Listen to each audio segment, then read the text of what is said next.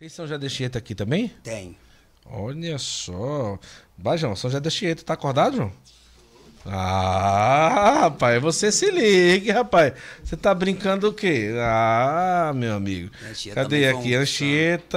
Eu tô procurando ele aqui. Deixa eu ver aqui onde é que ele tá. Anchieta. Aqui, número 51. Que hoje, nos livros de história que ensinam por aí, São José da Anchieta às vezes aparece meio estranho, né? Assim, né? Certamente, né? Né? O apóstolo do Brasil, né?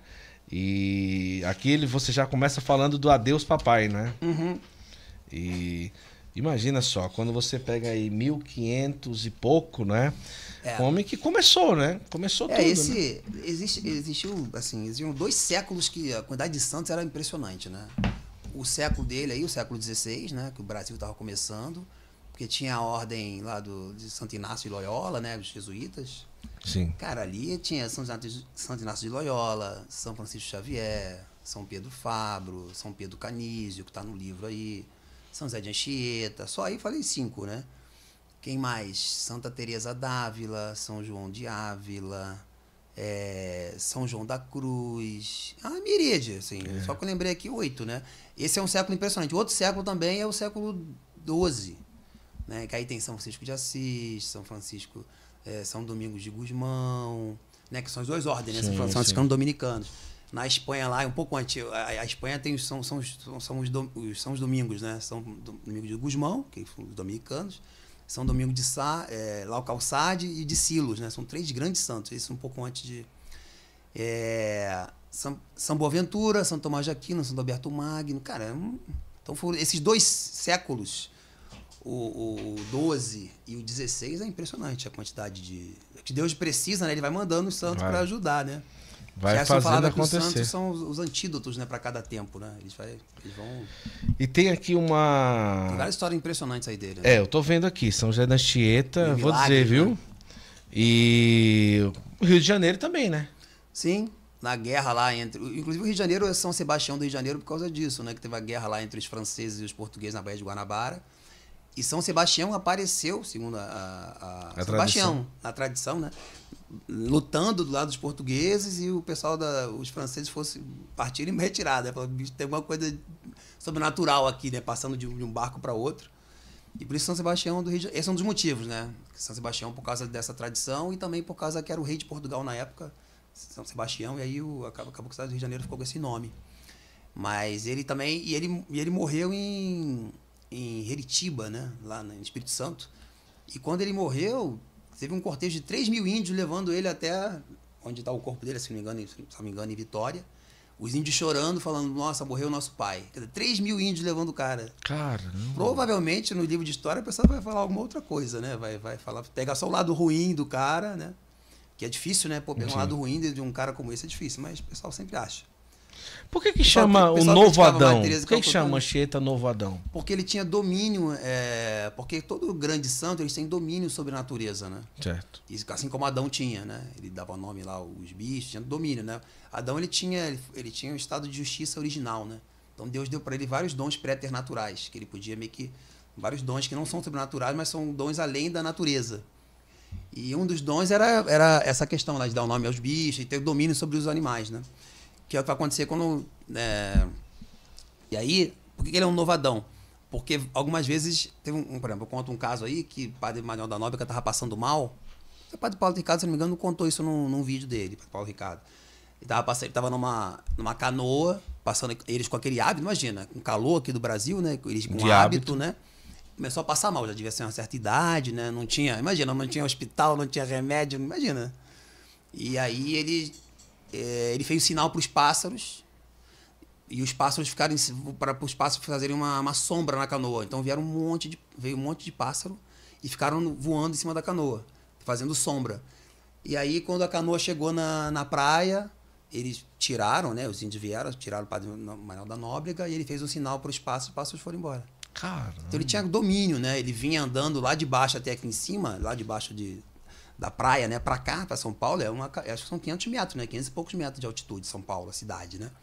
Ele vinha por dentro da mata. Então, ele vinha com o cajado, com a cruz, com um saquinho lá para poder, com um breviário, poder rezar a missa. E muitas vezes vinham cobras ali, ele meio que conversava com a cobra lá, mandava a cobra embora, o pessoal com medo. Cara, ele também fez muito milagre, né? Ele trabalhou demais. É outra coisa mesmo, o pessoal reclama que pega engarrafamento, né? Ele vinha a pé, tá? Ele vinha a pé. Ele vinha a pé, Olha, de lá gente, pra cá. se você reclamar de engarrafamento, vem a pé. Exatamente. E não tinha tênisinho, não, meia, né? Especial, não. O cara vinha a pé. Uma vez eu tava com a Vivian, a gente foi fazer uma viagem em Morretes. Lá no que você pega um trem, já fez? Não. Curitiba. Você tá em Curitiba, você desce pra Morretes, pra praia. Maravilhosa a viagem lá em Curitiba. Um dos passeios mais famosos de Curitiba, do Paraná, né? E aí tava caminhando lá, a moça, não, porque os jesuítas vinham aqui. Pô, os caras iam lá em cima, naquele. Eu tava ali no trem, tranquilinho, tomando vinho e tal, beleza. E aí quando eles falavam, pô, os jesuítas vinham aqui, eu fiquei olhando aquilo, falei, me deu uma vergonha. Falei, mas não parou de tomar vinho, não? Não parei de tomar vinho, não. Falei, pô, às vezes a gente... Aí é demais, né? Não, é brincadeira. Mas assim, fala, caramba, os caras vinham aqui, às vezes vai da catequese, às vezes, né, pô, tá frio, né? Sabe? Nossa, dá vergonha às vezes, cara, meu Deus. É muito complicado se comparar com esses gigantes, né? Engraçado, eu já tinha escutado falar aqui de São João Câncio, que tá aí na tela já para você acompanhar. São João Câncio é... João Paulo? São João Câncio, tá aí, João Polônia. Paulo? Peraí, o quê? Oxente. João, olha pra minha cara. Tu tá assistindo o jogo, João Paulo? João Paulo. Tá quanto jogo? Ah, fala a verdade. O pessoal tá falando o quê? Ah, mas melhorou já agora ou não? Acho que tá normal, acho que foi só alguém do celular. Mas São João Câncio, padroeiro da Polônia. Olha só, como que foi a história desse santo? Eu não conheço esse aqui, eu já tinha escutado falar. Ele é padroeiro da Polônia, sim, tem uma época da Polônia, acho que da Lituânia também. Ah, é? Patrono da Lituânia, tá aqui. Olha que coisa, São João Câncio, rapaz. É interessante que tem um amigo meu, Marius, mês, e eu falei, pô, vou mandar isso pra ele, que o cara deve saber tudo, né? Sim, pô, ele não conhecia muito. Não conhecia também, pois é. São João Câncio, pra mim, também é uma novidade também pra mim, São João Câncio. O pessoal tá dizendo que o áudio tá normal, tá tudo certo. Eu acho que tá travando demais só na internet da pessoa mesmo, eu acho. Ah, não, 2 pessoas falaram, mas agora voltou ao normal. Vamos entender aí o que é que foi aí, depois a gente vai ver. Ele é até um santo que é um dos menores artigos aqui, porque não tem tanta... Aqui eu não consegui achar muita coisa para poder pesquisar sobre a vida dele, mas ele foi um santo maravilhoso também. Ele era tipo São João Paulo II, né? Ele, aquela questão de fé e razão, né? Ciência. Ele, quer ver, ó, como educador, homem de fé, vou ler um pouquinho aqui, ensinava que as descobertas da ciência provinham da mesma fonte da fé, Deus. Sua vida foi uma demonstração viva da harmonia entre razão e fé. Por isso, e o Fidei Ratio, né? O Papa João Paulo II escreveu uma encíclica Fidei Ratio, fé e razão, né? Sim. E ele meio que...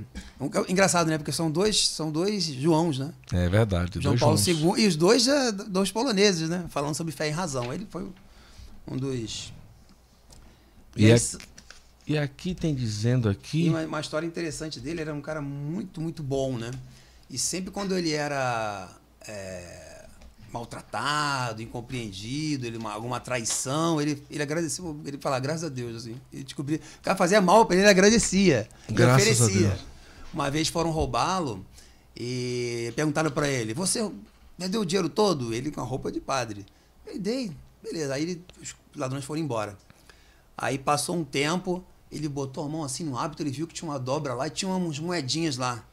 Ele pegou as moedas e saiu correndo atrás do ladrão. Pra não mentir, né? Aí falou, exato, tá aqui, achei, ó, toma pra vocês. Aí tem mais esse dinheiro aqui. Aí os ladrões olharam aquilo, começaram a chorar e se converteram, né? História incrível, assim, né? Uma mansidão, um santo também gigantesco. Caramba, essa história é boa, hein, cara? Imagina. Essa história do cara correr atrás do ladrão Tem um amigo meu, Daniel Vê, ele até me falou que em Chicago... Tem uma catedral, dá pra ver até, pra dar pro João olhar lá em Chicago, a catedral de São João Câncio em Chicago, lindíssima. Vai, João, catedral de São João Câncio, em Chicago. Bora trabalhar, rapaz, tá pensando aqui.